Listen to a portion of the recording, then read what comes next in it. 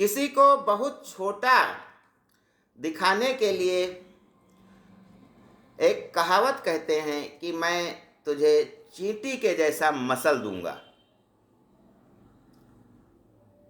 यह भी कहा जाता है कि जब चींटी मरने वाली होती है तो उसके पर जमाते हैं। इसी प्रकार से कोई जब मनुष्य बहुत अधिक गलत कार्यों में लिप्त हो जाता है तो कहते हैं चींटी के पर जमाए हैं। तो आइए जानते हैं चींटियों की विचित्र दुनिया को। चींटियों का भी एक साम्राज्य होता है, उस साम्राज्य को जानते हैं। क्या चींटी गायें भी पालती हैं? क्या चींटी खेती भी करती हैं?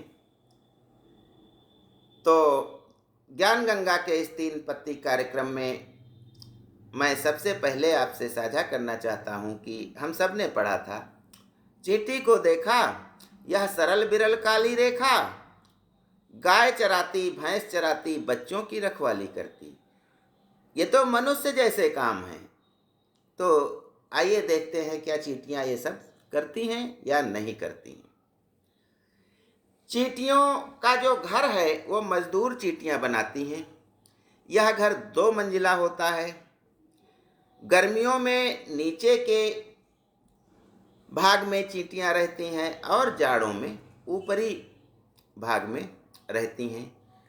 चींटियां 4 प्रकार की होती हैं। एक रानी चींटी होती है जो बहुत अधिक बड़ी होती है। दूसरी नर चींटी होती है जो रानी से संभोग करके अंडे पैदा करने के लिए जानी जाती है। रानी चींटी अंडे लगातार देती रहती है। और तीसरे प्रकार की चींटी मजदूर चींटी होती हैं जो रानी की सेवा करती हैं, बस्ती के लिए खाना लाती हैं, अंडों को स्थान पर सुरक्षित स्थान पर रखती हैं, उनको सफाई करती हैं और सारे सेवा के जितने कार्य हैं वो मजदूर चींटियां करती हैं। इसके अतिरिक्त सैनिक चींटियां भी जो होती हैं तो वो जब दूसरी चींटी कहीं हमला कर देती है, दूसरी चींटियों का समूह, तो वे लड़ाई करती हैं और अपने प्राणों को देकर भी रानी चींटी और बस्ती की रक्षा करती हैं। तो आइए जानते हैं कि चींटियों का जन्म कैसे होता है। रानी चींटी नर चींटी से जब निषेचित होती है तो लगातार अंडे देती रहती है और यह अंडा मजदूर चींटियां साफ करती हैं, फिर उसे दूसरे कमरे में बस्ती के ही सुरक्षित स्थान पर रखती हैं और इनमें से क्रम से इन अंडों से लार्वा बनता है। लार्वा का मतलब है छोटा कीड़ा रेंगने जैसा, न उसकी टांगें होती हैं न उसके मुंह होता है। उस लार्वा मुंह की सेवा करते हुए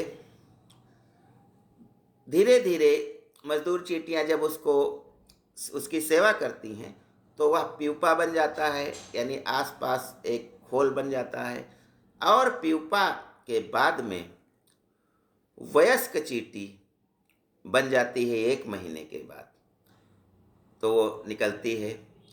रानी चींटी की उम्र होती है 15 वर्ष लगभग। लेकिन जो अन्य चींटियां होती हैं, चाहे नर चींटी हो, चाहे मजदूर चींटी हो, चाहे सैनिक चींटी हो, इसकी उम्र 2-3 साल से अधिक नहीं होती है। मजदूर चींटियां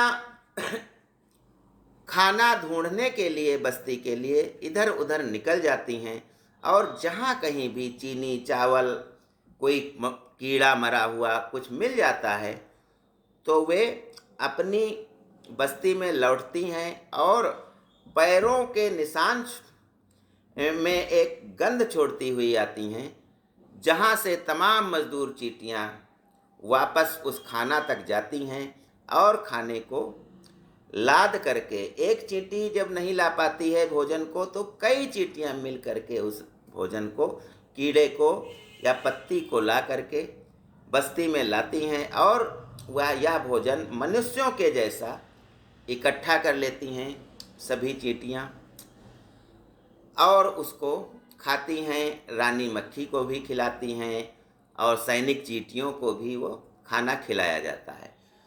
तो अगली बात है कि चींटियाँ खेती कैसे करती हैं। जैसे मनुष्य खेती करता है ऐसे चींटियाँ भी खेती करती हैं।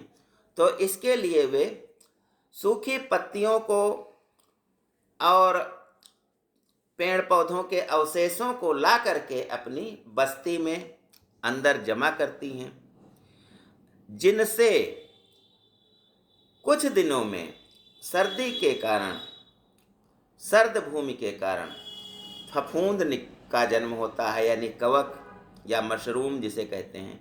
छोटे छोटे सफ़ेद सफ़ेद मशरूम उसमें आ जाते हैं और इन मशरूमों को चींटियाँ बहुत चाव से खाती हैं और जब तक ये पत्तियाँ अंदर रहती हैं तब तक मशरूम की खेती होती रहती है और चींटी उसे खाती रहती हैं। तो यह होती है चींटी की खेती। चींटी जितने वजन की होती है उससे 50 गुना अधिक वजन वह उठा सकती है। अब आइए जानते हैं, चींटी जैसे मनुष्य बकरा पालता है, भैंसा पालता है, गाय पालता है, भैंस और मुर्गी पालन करता है, तो वैसे चींटी भी जानवर पालती हैं, लेकिन उनका जानवर उनके हिसाब से होता है। तो यह एक कीड़ा होता है, एफिड नाम का कीड़ा होता है, जिसको चींटियाँ पेड़ों से और घास फूस से जब पहचान करके एफिड नाम के कीड़े को अपनी बस्ती में ले आती हैं और उसको बढ़िया सा भोजन खिलाती हैं। और जब इनको खाना खाना होता है तो उसकी पीठ को सहलाती हैं। सहलाने के कारण ये जो एफिड नाम का कीड़ा होता है, ये जैसे गाय दूध देती है ऐसे यह एक सफ़ेद रंग का पदार्थ छोड़ता है शरीर से, जो चींटियों का भोजन होता है। तो इस प्रकार से एफिड नामक के कीड़े को जानवरों जैसा, जैसे आदमी जानवर पालता है ऐसी चींटियाँ पालती हैं और उसी को खाना देती हैं और जब अपने को भोजन करना होता है तो उसकी पीठ को सहलाती हैं, जिसके कारण वह सफ़ेद रंग का पदार्थ निकालता है जो चींटियाँ बड़े चाव से खाती हैं। इस प्रकार से चींटी खेती भी करती हैं और जानवर भी पालती हैं, यह कहा जा सकता है। तो उस कविता की बात तब समझ में नहीं आई थी, लेकिन अब गाय चराती, दूध पिलाती, बच्चों की रखवाली करती, तो अब समझ में आई कि चींटी भी मनुष्य जैसे ही बस्ती बनाती हैं। इसके अतिरिक्त जो रानी चींटी है तो उसका काम केवल अंडे देना है और बहुत वह सुस्त पड़ी रहती है, अपना भोजन खुद नहीं कर पाती है। तो मजदूर चींटियाँ उसको भोजन कराती हैं। वह जब अस्वस्थ हो जाती है तो उसकी मालिश भी करती हैं मजदूर चींटियाँ।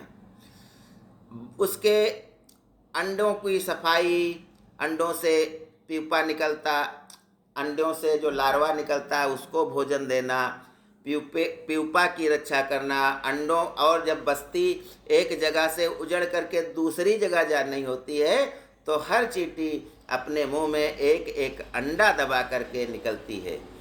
चींटियों का अनुशासन जो है सबसे अच्छा होता है। ये सेना के जवानों जैसा लाइन से चलती हैं, क्योंकि जो खाना पता करने के लिए चींटी गई थी उसने अपने पैरों की गंध से एक लाइन बना दी है और चींटियाँ उसी लाइन को फॉलो करती हुई, क्योंकि इन्हें दिखाई नहीं देता है, इनके जो 2 एंटीना होते हैं, मूंछ होती है, उसी से ये पता लगाती हैं रास्ते को और उसी रास्ते पर लाइन बना करके जाती हैं और कीड़ा मकोड़ा जो भी मिलता है, चावल, सब कुछ ये खा लेती हैं। चींटियों की हजारों प्रजातियां हैं, लेकिन काली चींटियां जो होती हैं उनसे, उनकी अपेक्षा लाल चींटियां बहुत अधिक खतरनाक होती हैं, क्योंकि वे विष होता है उनमें और वे मनुष्य को काटती हैं तो छोड़ देती हैं उसमें, जिससे हमें बहुत अधिक दर्द होता है। इसके अलावा संसार की सबसे ज़्यादा विषैली चींटियाँ बुलेट चींटियाँ होती हैं, जिनके काटने से मनुष्य मर भी सकता है। ज्ञान गंगा में बस आज इतना ही। जय हिंद, जय भारत।